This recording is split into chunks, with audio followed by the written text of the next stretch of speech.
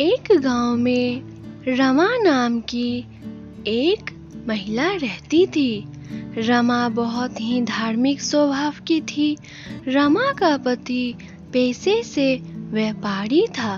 वह हर रोज शहर में जाता था और कुछ सामानें खरीद करके अपनी दुकान में ला करके उन्हें बेचा करता था। रमा की जिंदगी बहुत ही अच्छी चल रही थी। उसका एक बेटा भी था जो पढ़ता लिखता था। समय बीतता गया। रमा के घर में कभी भी किसी भी चीज की कमी नहीं रहती थी। रमा हर रोज सुबह सवेरे उठ करके और स्नान करके भगवान का पूजा किया करती थी। रमा का बेटा बहुत ही स्वस्थ और सुशील था। अपनी माँ बाप का आज्ञा मानता था और पढ़ने लिखने को भी जाया करता था। एक दिन रमा अपने घर में कुछ कार्य कर रही थी।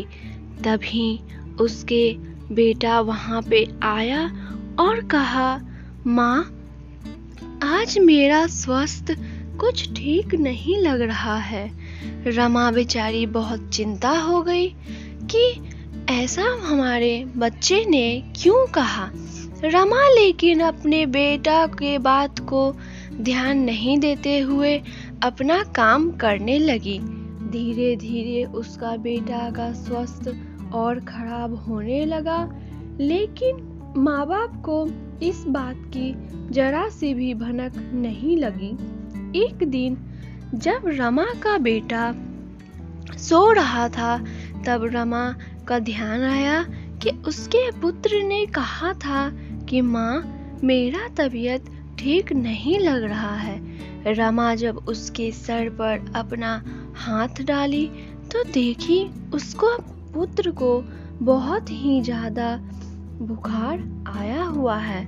रमा बहुत डर गई और तुरंत अपने पति को उठा करके अपने बेटा को वैद्य जी के पास लेकर चले गई। रमा और जब उसके पति वैद्य जी के पास गए तो वैद्य जी ने कहा कि आपका बेटा का स्वास्थ्य बहुत ही दिन से खराब है। आप लोगों ने बहुत देरी कर दिया है। इसका स्वास्थ्य बहुत खराब हो चुका है। रमा बहुत ही चिंता में रहने लगी। दिन रात ईश्वर से प्रार्थना करने लगी कि हे ईश्वर, यह हमसे क्या गलती हो गई, हमें माफ कर दीजिए ईश्वर, और इस दुख से हमें निवारिए। रमा एक दिन अपने ही पास के मंदिर में गई और वहां बैठकर पूजा पाठ करके रोने लगी। तभी पंडित जी ने पूछा, पुत्री, तुम्हें क्या हुआ है? तुम इस तरह से मंदिर में आकर के क्यों रो रही हो? रमा ने अपनी सारी दुख भरी कहानी पंडित जी से कहा। पंडित जी ने कहा कि पुत्री, तुम चिंता मत करो, इसका एक उपाय है। अगर तुम करोगी तो तुम्हारा पुत्र फिर से पहले के जैसा ठीक हो जाएगा। रमा तुरंत पंडित जी से पूछी कि पंडित जी, क्या है वह उपाय? पंडित जी ने कहा कि तुम रविवार के दिन व्रत करना और अपने पुत्र को रविवार के दिन नमक मत खाने देना। किसी को भी किसी भी तरह का रोग या शरीर में कष्ट होते हैं, वह रविवार को अगर नमक नहीं खाएंगे तो उनका कष्ट जल्द ही दूर हो जाएगा। फिर क्या था, रमा दौड़ी दौड़ी अपने घर चले गई और रविवार जैसे ही आया, रविवार व्रत करने लगी।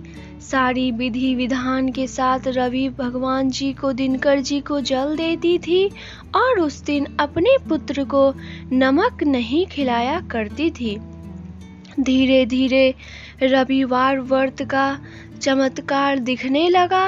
रमा का पुत्र अब धीरे धीरे पहले के जैसा स्वस्थ होने लगा। इसी तरह से कुछ रविवार बीत गए। अब रमा का पुत्र पहले के जैसा स्वस्थ हो गया।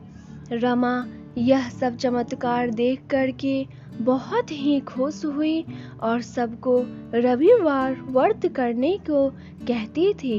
रविवार के दिन रमा ने कुछ गरीबों को भोजन कराया। अब उसका परिवार सुख समृद्धि के साथ जीने लगा। रमा ने पंडित जी को भी चढ़ावा दिया और उनका भी शुक्रिया अदा किया। इसी तरह से रविवार के दिन जो भी कोई सूर्य भगवान को अर्घ देते हैं वह हमेशा सुख मंगल में रहते हैं। दोस्तों, आज का रविवार व्रत कथा यही था। मैं उम्मीद करूंगी आपको मेरा कथा पसंद आया होगा। पसंद आने पे मेरे वीडियो को लाइक कीजिएगा और चैनल पर नए हैं तो प्लीज़ चैनल को सब्सक्राइब कर लीजिए। चलिए दोस्तों, आप सभी के साथ फिर से नए वीडियो में मुलाकात होगी। तब तक के लिए आपका बहुत बहुत धन्यवाद।